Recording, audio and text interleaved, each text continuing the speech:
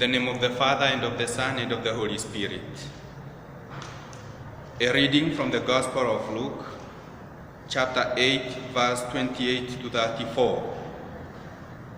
When he came to the other side, to the territory of the Gadarenes, two demoniacs who were coming from the tombs met him. They were so savage that no one could travel by that road. They cried out, "What have you to do with us, Son of God? Have you come here to torment us before the appointed time?" Some distance away, a herd of many swine was feeding. The demons pleaded with him, "If you drive us out, send us into the herd of swine." And he said to them, "Go then." They came out and entered the swine, and the whole herd rushed down the steep bank into the sea, where they drowned.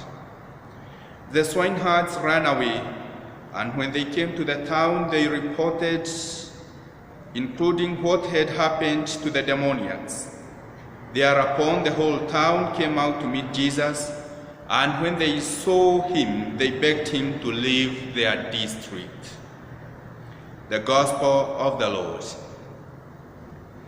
Good morning, dear brothers and sisters. Today, the first day of July, the second half of the year 2020, we encounter Jesus once again, and he has reached a second destination. Yesterday, we met him on the way in the sea, where he encountered this rough storm that almost killed him in the waters. And today, we see the demons killing a herd of swine. So Jesus doesn't die in the waters, it is the pigs, the swines that die in the waters. Jesus has already taken a new turn. He is now in the peripheral cities. The land of the Gerasenes or Gadarenes is one of the 10 peripheral cities, or what is otherwise known as the Decapolis, in which Jesus Christ preached. And he has taken a straight turn, a 180-degree turn from Tiberias and the other side of the Lake of Galilee to go to the land of the Gerasenes. And it is here that he encounters these two demoniacs that we've heard in the Gospel reading. What is Jesus doing by making this turn? Probably we would have expected him to turn towards Jerusalem, to turn towards center cities where he could have even found much more acceptance. But it seems that he is turning to the peripheral areas where his message might not have been properly heard, or these peripheral areas were in a way neglected. This is a story about our life, about the corners of our lives that we often neglect, the spaces and places that are neglected and we give too little attention to are of great importance in God's eyes. And those are the spaces and places that he wants to attend to today. We have all these places and spaces in our lives. We have matters of morality. We have matters of justice. We have matters of life and fire, and we have matters of the family. And these are matters that we often trivialize, that we often turn our eyes away from. These are the matters that are of great importance. These are the matters that are making Jesus turn towards the opposite direction so as to attend to them.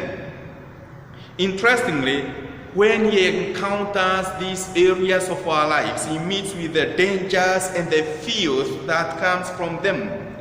These places, though we often trivialize them, are places that are more too dangerous and sometimes very filthy. No one wants even to smell. No one wants to get close to them because they are turning out to be matters that are not very attractive in our eyes.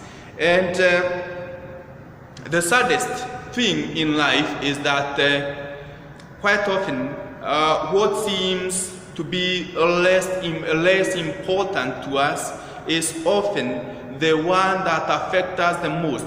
It is often the one that is most dangerous to us. And when we go back and think about all these matters, you will realize that these are matters that affect the whole fabric of the society, the whole fabric of our faith, and everything that we can boast of is in a way or in another way dependent on matters of morality, of family, of life, of justice and peace, and so on. These are the matters that Jesus wants us to deal with today. And he comes in person. Yesterday, we saw him deal with the problem of the natural forces that wanted to overcome him. Today, he overcomes the evil forces within us and within our lives, and that have been hiding in these matters that we often trivialize.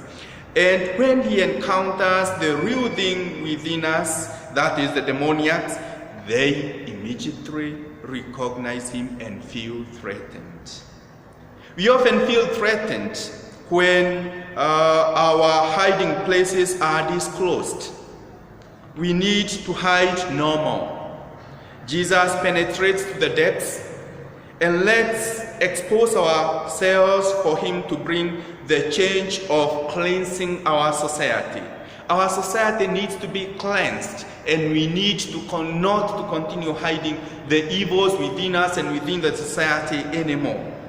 Quite often, he will look like one who is against human development. And of course, the changes that we have seen today in the world, we often say that this is human development. When we talk about matters of family, matters of abortion, matters of same-sex marriages, matters relating to injustices in the world, quite often we justify this and we say it is human development. But there is no human development that can be against God. In most cases, human development without God is destruction. And we need not to hide behind this jargon that we often refer to as human development. Human development needs to take into consideration human dignity, human integrity, matters of sacredness and holiness of life, and other related matters.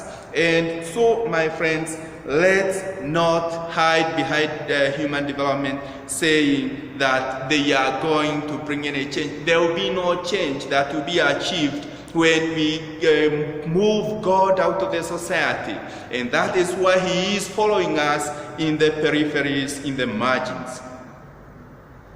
Are you going to ask him to leave your city today because of the work that he is doing?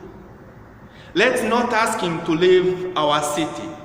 Let's ask him to stay with us. Let's ask him, as he did cleanse the temple, that he stays with us and cleanses us of all our evil, of all our filth. Let us ask him to stay with us, that he may also enable us to live in peace without any fear, without any anxiety, that at the end of the day, our evil or the evil surrounding us is going to overtake us. Let's ask him to continue guiding us and directing us into the way of light and into the way of truth, that we may come to appreciate the important matters that we've mentioned and come to respond to them in the right way. The Lord be with you.